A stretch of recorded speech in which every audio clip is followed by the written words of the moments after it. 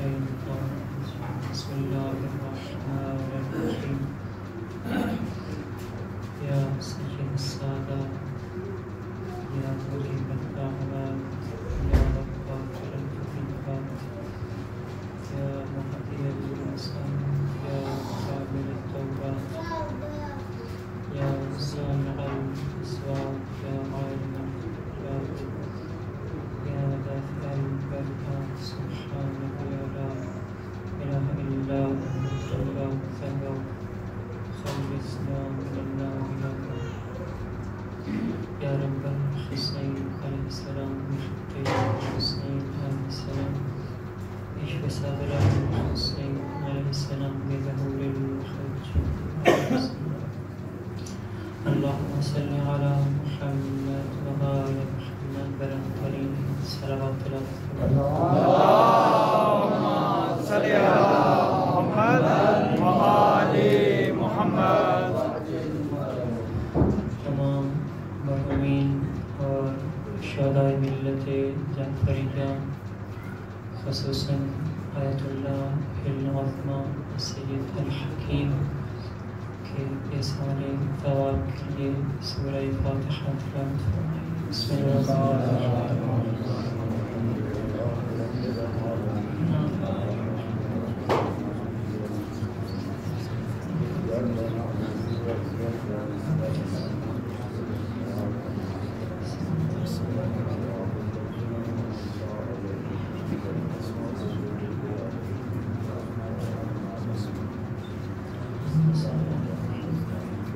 نعرہ تکبیر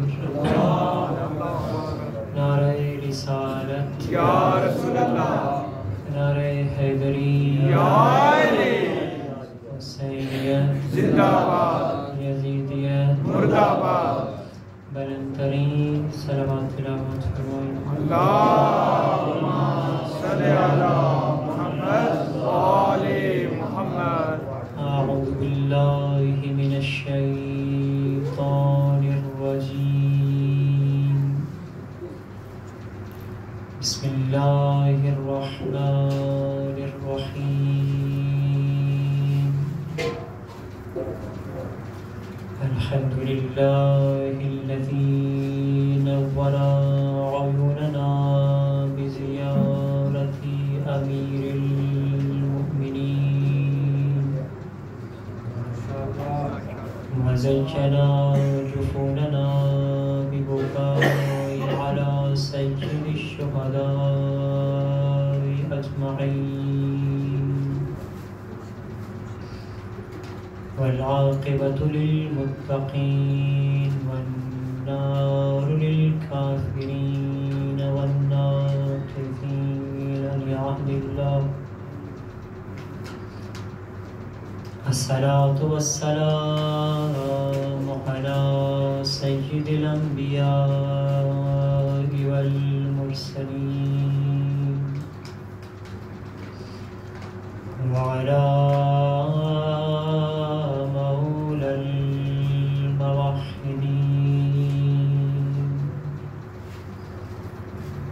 وعلى سيدة النساء العالمين وعلى حسن الأمين وعلى حسين الغريب الشهيد. أما بعد قال سلمان قال رسول الله صلى الله عليه وآله وسلم يا أبا الحسن مثلك في أمتي مثل قل هو الله أحد. بلند ترین صلوات اللہم صل علی محمد وآل محمد. سامعین محترم، سب سے پہلے اللہ کی بارگاہ اقدس میں التجا ہے کہ تمام مومنین کا یہ پرخلوص اہتمام اللہ اپنی بارگاہ اقدس میں قبول فرمائے،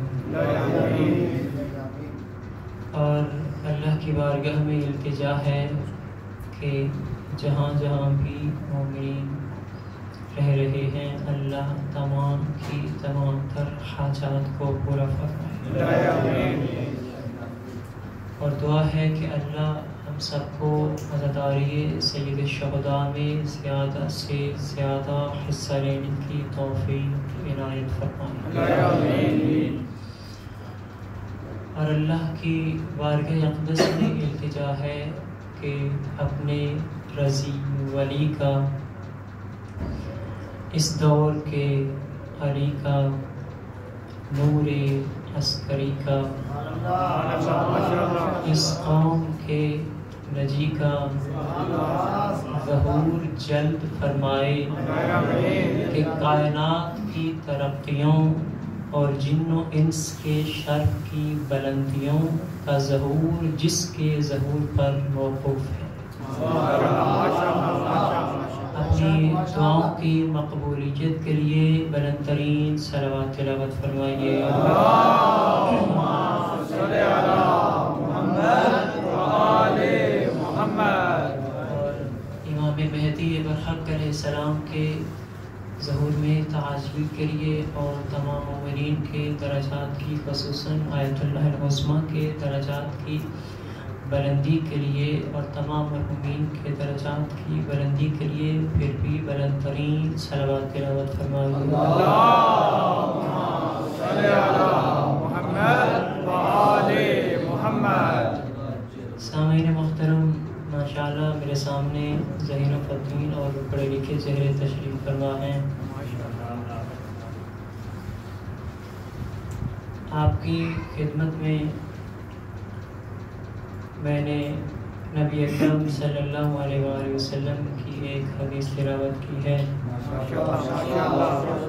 اور اللہ کا شکر گزار ہوں کہ اس نے مجھے یہ شرف بخشا کہ میں نے آپ کی خدمت میں اللہ کے اس نبی کی ایک حدیث تلاوت کی کہ جو نبی باوجود اس کے کہ کائنات کی زینتوں کے محور و مرکز تھے، اس کے باوجود اپنی مجلسوں کو علی اور علی کے ذکر سے زینت دی، اور پھر ہمیں حکم دیا زینوا مجالسکم بذکر علی ابن ابی طالب۔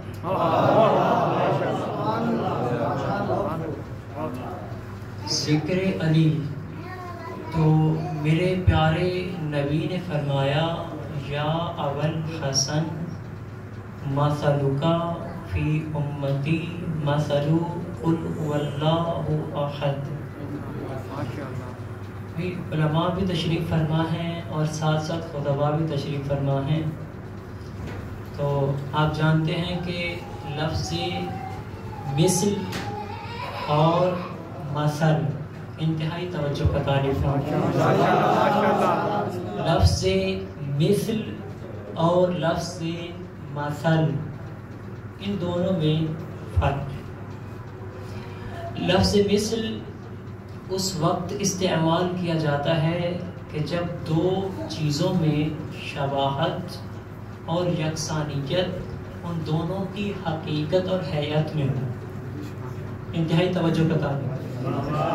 اور لفظ مثل اس وقت استعمال کیا جاتا ہے جب دو چیزوں کے درمیان شباہت ان کی صفات میں ہو، جو ہے۔ تو اس حدیث میں میرے پاک نبی نے لفظ مثل استعمال نہیں فرمایا بلکہ لفظ مثل استعمال فرمایا، اور فرمایا یا ابوالحسن، اے حسن کے بابا، مثلک فی امتی مثل قل هو اللہ احد، اے حسن کے بابا جو قل هو اللہ احد میں کچھ صفات پائی جاتی ہیں تو میری امت میں ہے کہ جس میں قل هو اللہ احد والی صفات پائی جاتی ہیں۔ کیا بات ہے معیار سماعت کی؟ تو بھئی وہ کون سی صفات ہیں کہ جو قل هو اللہ احد میں بھی پائی جاتی ہیں اور میرے آقا علی ابن ابی طالب میں بھی پائی جاتی ہیں. تو بھئی قبل اس کے کہ میں بیان کروں، میرے آقا نے فرمایا فَمَنْ قَرَأَهَا مَرَّةً فَقَدْ قَرَأَ ثُلُثَ الْقُرْآنِ، کہ جس نے قل هو اللہ احد کو ایک بار پڑھا اس نے 1/3 قرآن پڑھا. اور پھر فرمایا وَمَنْ قَرَأَهَا مَرَّتَيْنِ فَقَدْ قَرَأَ ثُلُثَ الْقُرْآنِ، اور جس نے قل هو اللہ احد کو 2 بار پڑھا اس نے 2/3 قرآن پڑھا. اور پھر فرمایا وَمَنْ قَرَأَهَا ثَلَاثًا فَقَدْ خَتَمَ الْقُرْآنِ، اور جس نے 3 بار قل هو اللہ احد کو پڑھا اس نے پورا قرآن پڑھا. یہ تھی قل هو اللہ احد کی صفات. اب میرے آقا نے بیان کی ہیں جو میرے آقا میں پائی جاتی ہیں. فرمایا وَمَنْ أَحَبَّكَ بِلِسَانِهِ فَقَدْ كَمَلَ لَهُ ثُلُثُ الْإِيمَانِ، جس نے زبان کے ساتھ تیری محبت کا اقرار کیا اس کا 1/3 ایمان مکمل ہوا. جس نے زبان کے ساتھ تیری محبت کا اقرار کیا اس کا 1/3 ایمان مکمل ہوا. اور فرمایا وَمَنْ أَحَبَّكَ بِلِسَانِهِ وَقَلْبِهِ فَقَدْ كَمَلَ لَهُ ثُلُثَ الْإِيمَانِ، اور جس نے زبان کے ساتھ تیری محبت کا اظہار بھی کیا اور دل میں بھی تیری محبت رکھی اس کا 2/3 ایمان مکمل ہوا.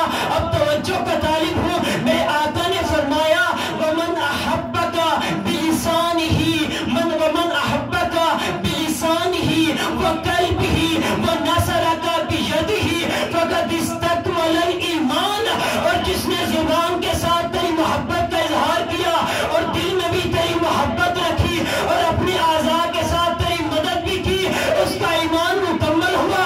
پھر میرے آقا نے فرمایا وَالَّذِي بَعَثَنِي بِالْحَقِّ یا علی، مجھے قسم ہے یا علی اس اللہ کی کہ جس نے مجھے حق کے ساتھ مبعوث کیا. لو احبک اہل الارض کا محبت اہل السماء، اگر زمین والے تجھ سے ایسے محبت کریں جیسے اہل سما کرتے ہیں، لما عذب اللہ احدا بالنار، اللہ ان میں سے کسی کو بھی جہنم میں نہیں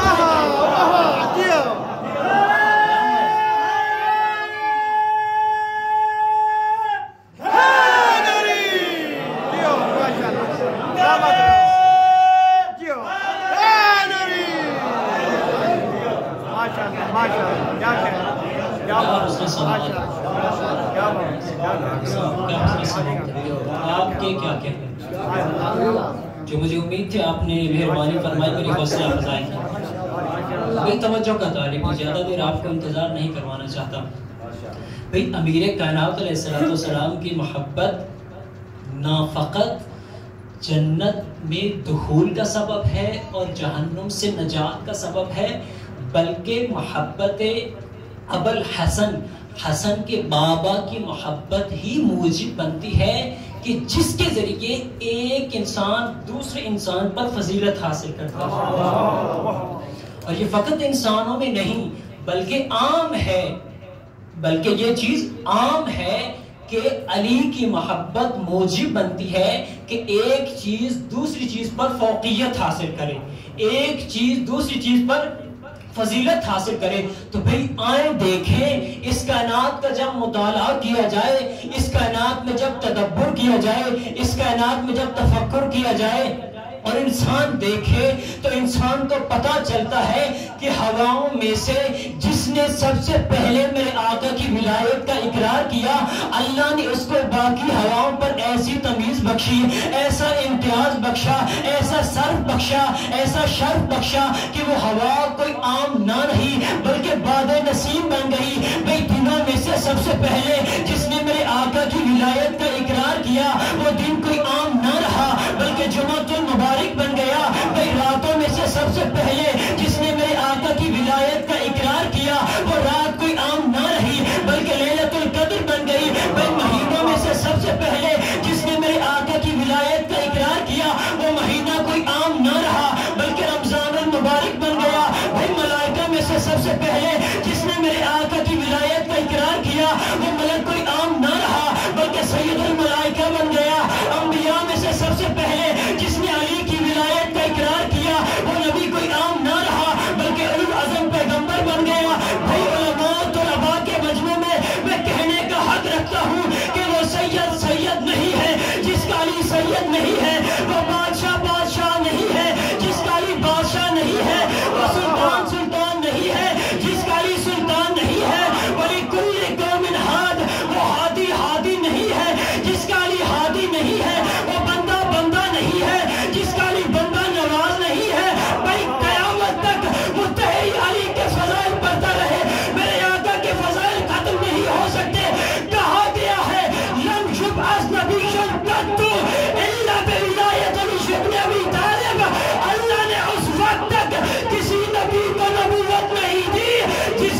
تک اس نے علی کی ولایت کا اقرار نہیں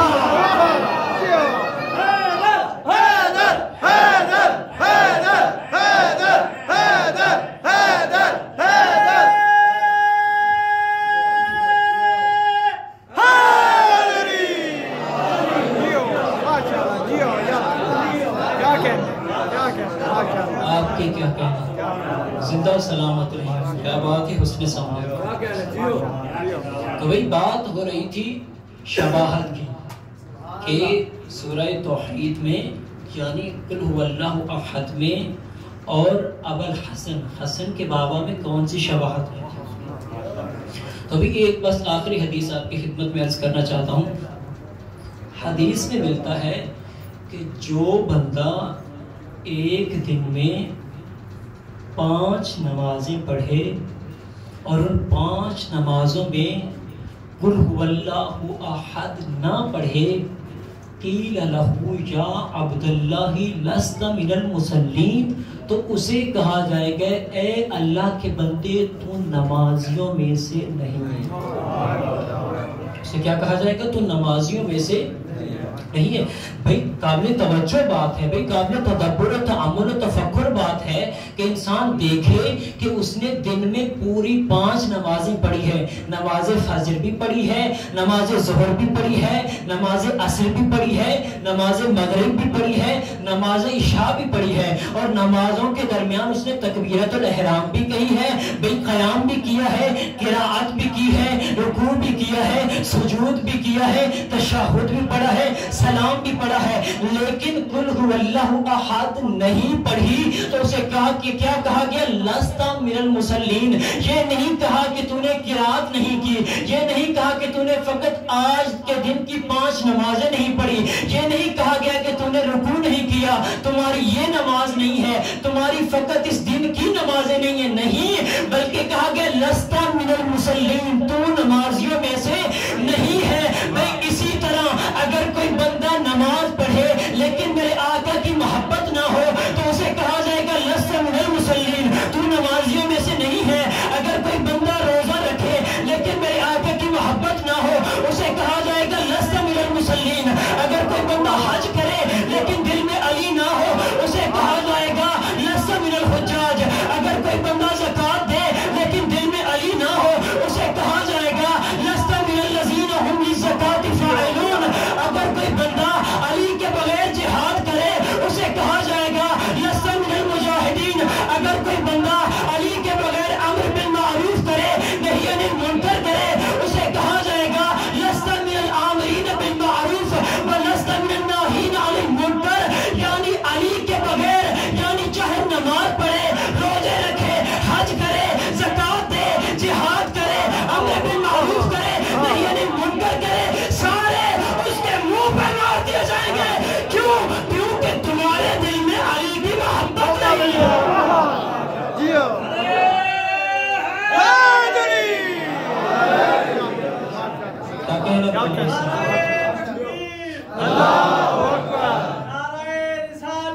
یا رسول اللہ زندہ باد، مردہ باد،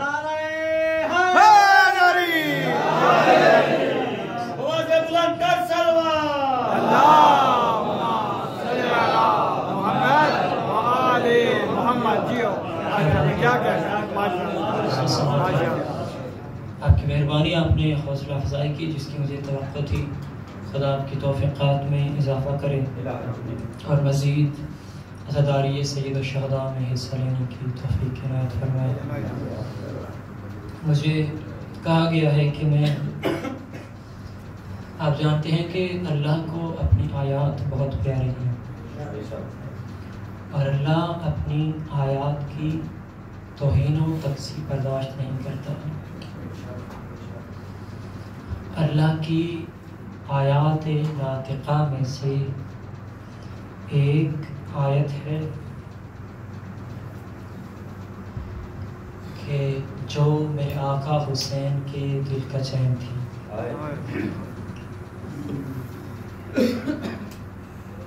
عزاداران سیدہ سکینہ صلوات اللہ علیہا، ابھی کل خدا نے مجھے شرف بخشا کہ جب سماحت السید سید الحکیم قدس سرہ کا جنازہ لے کر آئے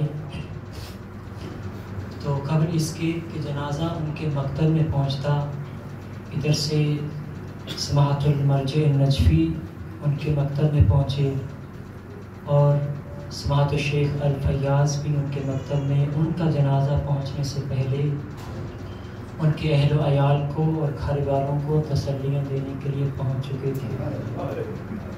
اور جب سید کا جنازہ سید کے مکتب تک پہنچا تو اس وقت مومنین کی بھیڑ تھی وہاں پہ، اور بہت مومنین جمع ہوئے تھے کہ جو سید عز الدین حکیم کو اور دیگر ان کے بیٹوں کو پرسہ دے رہے تھے اور تسلیاں دے رہے تھے۔ آپ نے دیکھا کہ جب سید کا دنیا سے انتقال ہوا تو لوگ پرسہ دینے کے لیے آ گئے۔ اب سوال کریں کہ جری عباس یہ بتاؤ کہ جب حسین سین سے اترے کیا اس وقت لوگ پرسہ دینے کے لیے آئے تھے؟ میں کہتا ہوں ہاں، لوگ پرسہ دینے کے لیے آئے تھے، اور سب سے پہلے جس نے پرسہ وصول کیا، عرض کروں وہ کون بی بی ہے کہ جس نے پرسہ وصول کیا؟ عزاداران مظلوم کربلا روایت میں ملتا ہے جناب سکینہ صلوات اللہ علیہا ہر روز نماز فجر اپنے نماز ظہر اور عصر اپنے بابا کے ساتھ پڑھتی تھی۔ تو جب ظہر کا وقت ہوا، سیدہ سکینہ نے خیمہ میں جائے نماز کو بچھایا اور بی بی جائے نماز پر بیٹھ گئی اور بابا کا انتظار کر رہی تھیں کہ ادھر سے ایک وہ ملعون آیا، نام نہیں ذکر کرتا، اس کی صفت ذکر کر دیتا ہوں۔ عزاداران مظلوم کربلا وہ ملعون آیا کہ جس کا نام سن کر سادات کے بچے سہم جایا کرتے تھے۔ جیسے بی بی نے دیکھا نا اس ملعون کو، سیدہ نے فرمایا یا ایھا الرجل حل رأیت ابی الحسین، کیا تو نے میرے بابا حسین کو دیکھا ہے؟ جیسے حسین کا نام آنا تھا، اس ملعون نے اپنے غلام کو حکم دیا کہ جاؤ اس بچی کو بتاؤ، لیکن غلام ہٹ گیا۔ عزاداران مظلوم کربلا اب یہ ملعون خود آگے بڑھا۔ اب توجہ کیجئے گا کہ میرے آقا حسین کا پرسہ دینے ایک شخص آیا ہے، اور کس کو پرسہ دے رہا ہے؟ 4 سال کی معصومہ کو۔ اب توجہ کیجئے گا اس نے کیسا پرسہ دیا ہے۔ عزاداران مظلوم کربلا ملعون آگے بڑھا، بس ایسے ہی لفظ کہوں گا کہ اس نے ایسا پرسہ دیا کہ سیدہ سکینہ زمین پر گر گئی۔ اجرکم اللہ۔ عزاداران مظلوم کربلا یہ وہ معصومہ ہے کہ جس کا سن تھوڑا ہے اور مصائب بہت زیادہ ہے۔ جب شہداء کی لاشوں سے گزر ہوا ہے نا سیدانیوں کا، تو سیدہ سکینہ صلوات اللہ علیہا نے خود کو، سیدہ نے ناکہ سے سیدہ نے خود کو گھرا دیا، اور بی بی آئی ہے بابا کے پاس۔ جو چھوٹی اولاد والے بیٹھے ہیں آپ سمجھ جائیں گے کہ 4 سال کی بچی اپنے بابا سے کیسے پیار کرتی ہے۔ روایت میں ملتا ہے سیدہ نے کیا کیا، اپنے بابا کے ہاتھ کو اٹھایا، کبھی بابے کے ہاتھ کو جھولی میں رکھتی ہے بی بی، کبھی بابا کے ہاتھ کو بوسہ دیتی ہیں، کبھی بابا کی خوشبو کو سونگتی ہیں، اور رو کے کہتی ہیں بابا دیکھو انہوں نے مجھے یتیم کر دیا۔ عزاداران مظلوم کربلا جب یہ قافلہ چلنے لگا نا، تو اس وقت بی بی نے اس قافلہ کو چلانے والے سے کہا کہ تم ان بیویوں کو لے جاؤ اور مجھے یہاں پر چھوڑ دو، میں اپنے بابا کے پاس رہوں گی۔ لیکن اس نے بات نہ مانی۔ عزاداران مظلوم کربلا سیدہ نے رو کر فرمایا اگر مجھے نہیں چھوڑ جاتے، میرا بھائی اصغر ہے، مجھے اس سے ودا کرنے دو۔ سیدہ چلی ہیں بھائی اصغر کی لاش کی طرف، بھائی اصغر کو سلام کیا اور کہا کہ اے بھیا اصغر، میری دادی زہرا کو اور نانا کو میرا سلام کہنا، اور جا کر کہنا کہ سکینہ شکایت کر رہی تھی کہ انہوں نے میرے در چھین لیے ہیں۔ عزاداران مظلوم کربلا سیدہ سکینہ صلوات اللہ علیہا نے مشکل سے سفر کیا ہے، کربلا سے کوفہ اور کوفہ سے شام. جب آئی ہے نا شام تو روایات میں ملتا ہے ایسا زندان ملا سیدوں کو کہ جس زندان کی چھت نہیں تھی، گرمی بھی لگتی تھی وہاں پہ. عزاداران مظلوم کربلا، اور روایت میں ملتا ہے کہ سیدہ سکینہ صلوات اللہ علیہا اپنے بھائی کے پاس بیٹھتی اور بھائی سجاد سے پوچھتی صبح کے وقت کہ سجاد بھائی یہ بتاؤ کہ یہ پرندے کس طرف جا رہے ہیں؟ سید فرماتے بہن یہ پرندے اپنی روزی کی تلاش میں جا رہے ہیں. جب دن ڈھل جاتا اور پرندے واپس آتے، بی بی پوچھتی بھیا سجاد اب بتاؤ اب یہ پرندے کہاں جا رہے ہیں؟ سید فرماتے بہن اب یہ پرندے اپنے گھروں کو جا رہے ہیں. اس وقت بی بی فرماتی بھیا سجاد ہمارا گھر نہیں ہے، کیا ہم نے زندان میں رہنا ہے؟ عزاداران مظلوم کربلا امام تھے، جانتے تھے یقیناً میرے مولا نے فرمایا ہوگا سکینہ ہم سب نے جانا ہے لیکن تو نے شام میں رہنا ہے. ایک ایسی رات آئی کہ سیدہ معصومہ صلوات اللہ علیہا کو خواب میں بابا حسین ملے ہیں. عزاداران مظلوم کربلا بابا حسین کا ملنا تھا. جو سیدہ کی آہو بکا کی آواز بلند ہوئی، ادھر سے بی بی کے رونے کی آواز بلند ہوئی، ادھر سے تمام بیویاں بی بی کے پاس بیٹھ گئیں. عزاداران مظلوم کربلا بیویاں تسلیاں دے رہی ہیں، بی بی کو خاموش کروا رہی ہیں کہ چند لحظے گزرنے تھے کہ تمام بیویوں کے رونے کی آواز بلند ہوئی. عزاداران مظلوم کربلا میں کہتا ہوں بیویوں کے رونے کی وجہ سے سرزمین شام میں زلزلہ آیا ہوگا، جس کی وجہ یزید نے پوچھی کہ بتاؤ وجہ کیا ہے. جب اسے بتایا گیا نا کہ حسین کی بیٹی کو خواب میں بابا حسین ملے ہیں، اب بابا کا سر مانگ رہی ہے. عزاداران مظلوم کربلا اس ملعون نے سر کی اجازت دے دی. ادھر سے میرے آقا سجاد نے بابا کا سر اٹھایا ہے اور معصومہ کے پاس بابا کا سر لے کر آئیں گے. اب عزاداران مظلوم کربلا بس آخری جملہ ہے اور ختم ہو گئی میری تقریر. جس وقت میرے آقا نے اٹھایا نا بابا کا سر اور بابا کو سلام کیا اور پھر بابا کا سر لے کر آئے ہیں جناب معصومہ کے پاس. جب بی بی کے پاس آیا نا بابا کا سر، عزاداران مظلوم کربلا مدت کے بعد جب سیدہ نے بابا کا سر دیکھا، اس وقت بی بی نے کچھ بیان کیے ہیں اور بابا سے باتیں کرنا شروع کی ہیں. بی بی نے فرمایا ہوگا بابا آؤ دیکھو تو صحیح، بابا میرے پاؤں میں کانٹوں کے نشان ہیں. بابا آؤ دیکھو، جب بابا تم چلے گئے تھے نا ایک ملعون نے ایسا پرسا دیا، بابا دیکھو میرے رخساروں پہ تماچوں کے نشان ہیں. عزاداران مظلوم کربلا بی بی کے مین بلند ہوتے گئے، ادھر سے بیویوں کی آواز بلند ہوئی، ادھر سے آہو بکا کریا بلند ہونا تھا کہ چند ایسے لمحے گزرے کہ عزاداران مظلوم کربلا سیدہ سکینہ کی آواز نہیں آئی. اس وقت جناب زینب نے کہا سجاد دیکھو سکینہ کی آواز نہیں آئی. جب میرے آقا نے بہن سکینہ کے قریب آئے اور بہن کو دیکھا تو آواز بلند کی انا للہ و انا الیہ راجعون.